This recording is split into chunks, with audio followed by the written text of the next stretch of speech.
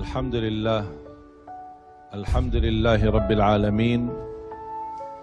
Allahumma salli ala Sayyidina Muhammad wa ala ali Sayyidina Muhammad. Kita dalam segala urusan dunia mengambil keputusan, kita harus bermusyawarah. Tapi kalau dalam hal ibadah tidak semestinya bermusyawarah.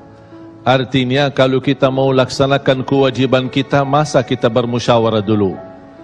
Allah Subhanahu wa taala memanggilkan kita untuk menunaikan salat kita 5 waktu, tidak perlu dimusyawarahkan. Kalau kita sudah mendengar hayya 'alas salah, hayya 'alal falah, segera tunaikan kewajiban kita. Kalau kita perhatikan dalam Al-Quran, banyak ayat-ayat yang Allah Subhanahu wa taala ikatkan salat dengan zakat, atau bahasa lain salat dengan infak, sebagaimana firman Allah Subhanahu wa taala di suratul Baqarah, dan saya yakin semuanya hafal. A'udzu billahi minasyaitonir rajim. Bismillahirrahmanirrahim. Alif lam mim. Dzalikal kitabu la raiba fihi hudan lil muttaqin. Alkitab ini petunjuk bagi siapa? Bagi muttaqin. Dan Allah menjelaskan sifat-sifat mereka. Kalau kita ingin meniru mereka, ingin bergabung bersama mereka, ingin menjadi seperti mereka, ikutilah penjelasan Al-Quran. Siapa sih al-muttaqin ini? Allah Subhanahu wa taala sebutkan, alladzina yu'minuna bil ghaibi wa yuqimuna as-salata wa mimma razaqnahum yunfiqun. Mereka adalah yang beriman tentang ghaib. Apa yang ghaib? Allah, malaikat, jannah, surga, neraka, segala sesuatu yang ghaib mereka percaya, walaupun mereka tidak melihat dengan mata sendiri. Dan sifat mereka alladzina yuqimuna as-salah. Beda artinya yuqimuna as-salah sama yusallun. Ada orang hanya kerjakan salat, tapi ada orang mendirikan salat. Ada 2 orang salat di saf pertama, sama-sama ruku', sama-sama sujud, sama-sama membaca Al-Quran, tetapi satu diterima oleh Allah, satu tidak diterima oleh Allah. Apa persoalannya? Karena satu menghadap Allah dengan hatinya, dan satu hanya menghadap Allah dengan fisik badannya. Makanya kita melihat orang yang salat dengan hatinya, nikmat salatnya, bisa tenang bacaannya, tenang rukuknya, tenang sujudnya. Beda sama orang yang buru-buru melaksanakan salat. Saya pernah masuk satu masjid, habis saya tahiyatul masjid duduk.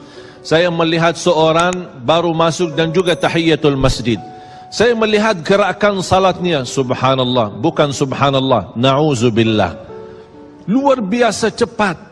Saya hanya menangkapi bacaan gerakan salatnya. Saya baca Al-Fatihah, saya baru selesai waladdallin amin, dengan saya mencuba bagaimana bandingkan bacaan Al-Fatihah dengan salat beliau, dia sudah sampai ke tahiyat, padahal baru saya selesai surat Al-Fatihah. Salat apa ini yang kita kerjakan? Banyak orang-orang berlomba-lomba seolah-olah ada juara. Siapa yang paling cepat selesai salat dapat juara 1. Inilah yang terjadi dalam keadaan kita. Makanya kita merasa tidak nikmat salat kita. Yang kita hanya kejar seminar khusyuk dalam salat, latihan khusyuk dalam salat.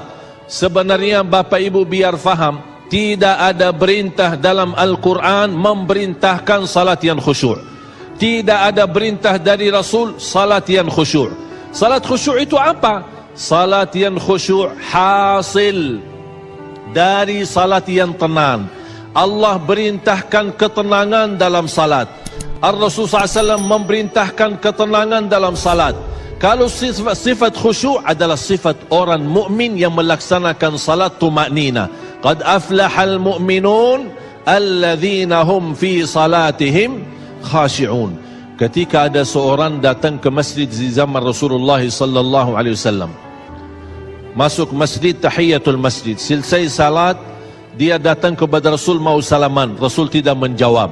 Bahkan Rasul berkata, salli fa innaka lam tusalli, salatlah karena kamu belum salat.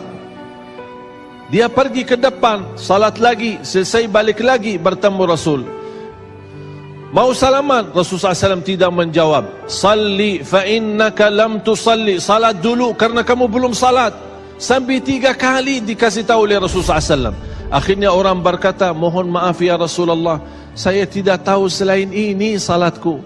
Gimana? Kata Rasulullah SAW, fa idza qumta faqum mutma'inna. Kalau berdiri, berdiri tenang, tumaknina. Tumaknina salah satu rukun di dalam salat. Tidak sah salat seorang tanpa Al-Fatihah, betul? Sama, tidak sah salat seorang tanpa tumaknina. Baca tenang, rukuk yang tenang, sujud yang tenang, wallahi akan terasa nikmat. Dari hasil ketenangan dan upaya dan ikhtiar kita akan muncullah rasa khusyuk. Karena khusyuk bukan sesuatu yang datang dari luar, tapi khusyuk sudah ada di dalam hati. Tinggal bagaimana cara dikelola, bagaimana bisa dikembangkan cara salat yang tenang.